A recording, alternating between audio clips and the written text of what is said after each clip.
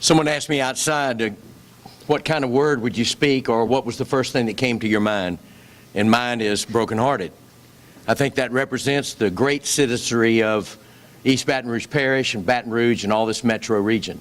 Anytime we lose someone, our hearts are broken. And we're here today not only to speak about what we're going to do, but also to remind our citizens that we cannot live under the bondage of brokenness and fear. We're here to pray for the families that have lost a dear loved one, and we're here today to say we're ready for that to end. I think all of us in this room would agree that we're ready for that to end on a permanent basis. And we're ready and willing to stand together as leaders. It's incumbent on leaders to step up in crisis. And you see leaders before you today. This morning I had an opportunity to make a direct phone call to our good friend, Speaker of the House, Mike Johnson. And as I spoke with Mike, and of course he was completely heavy-hearted, as you would expect him to be, super family man.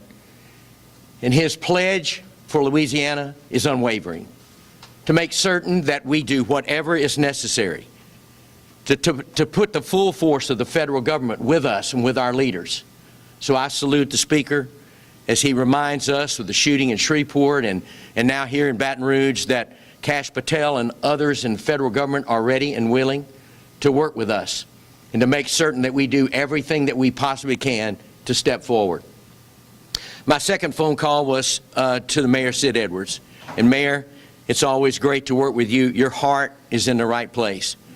I'm thankful we have a mayor that loves our citizenry, but yet stands for righteous acts. And today we have to say what is evil is evil. And what we've experienced and the heaviness you feel in this room today is evil, and we have to stand against it.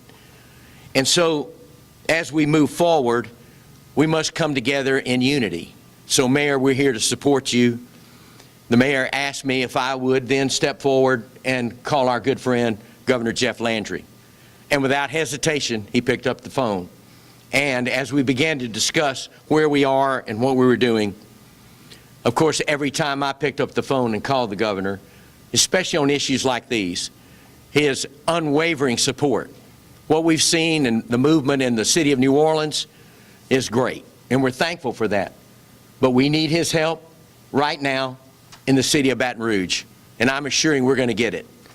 We are asking for task force participation, what he has sent forth before, to come again to Baton Rouge to make certain that we have the boots on the ground and the necessary leadership to move forward with these that have evil daily on their mind, to make certain that we go against gang violence and that we treat it as such.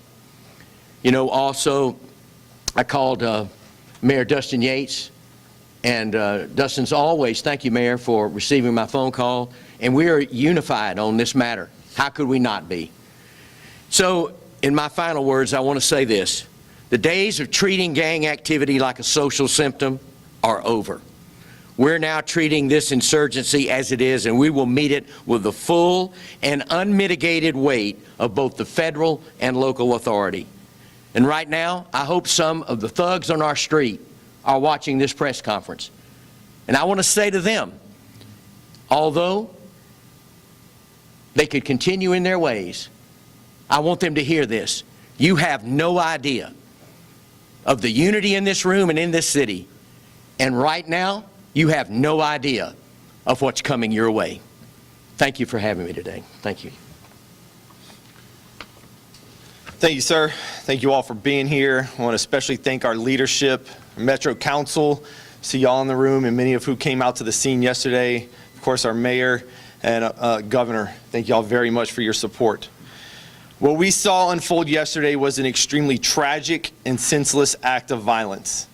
Our thoughts and prayers go out to the victims, their families, and our community as they are recovering. But what we also saw was how well equipped your Baton Rouge Police Department and all of our partners are to handle incidents on this type of scale. The collaboration was seamless and well executed. I have to thank those partners.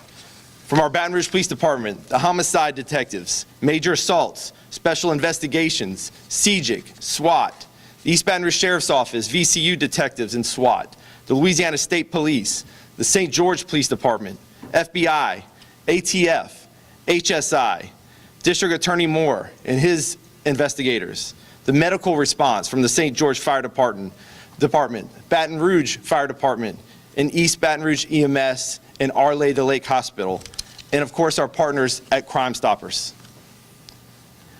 At 1:22 yesterday afternoon, shots rang out from the food court area of the mall. A BRPD officer assigned to the mall and an East Baton Rouge Sheriff deputy were in the area and ran towards the sound of that gunfire without hesitation. They were able to quickly secure the scene, begin rendering aid, and calling for assistance. The quick actions of our law enforcement and medical professionals surely helped secure the scene and save lives. Tragically, Martha Elizabeth Odom, 17-year-old female from Lafayette, lost her life in that shooting. Donnie Guillory, a 43-year-old male, is still in the hospital undergoing surgery and is in critical condition. Right now, I'm ready to announce the arrest of Markel Lee, pictured behind me.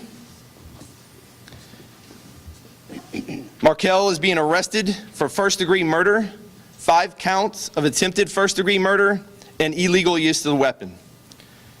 Our detectives worked throughout the night drafting an arrest warrant for Lee's arrest and executing a search warrant at his known residence.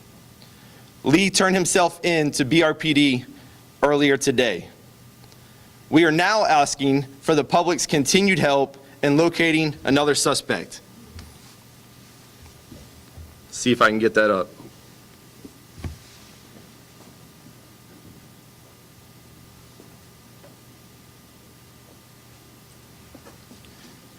Suspect pictured here, who we will also release in a press release, is wanted in connection to the shooting. If you recognize this individual, please contact BRPD or Crime Stoppers at 344-STOP. You can remain anonymous. We have already received numerous tips since yesterday afternoon, and we continue to ask for those tips to come in. The other subjects that were reported that were detained yesterday have been released for now and are pending further investigation and more information until more arrests can be made. I want to turn it over to East Baton Rouge Sheriff Sid Gautreaux, whose team was instrumental in helping us, and I can't thank him enough. Sheriff? Thank you, Chief.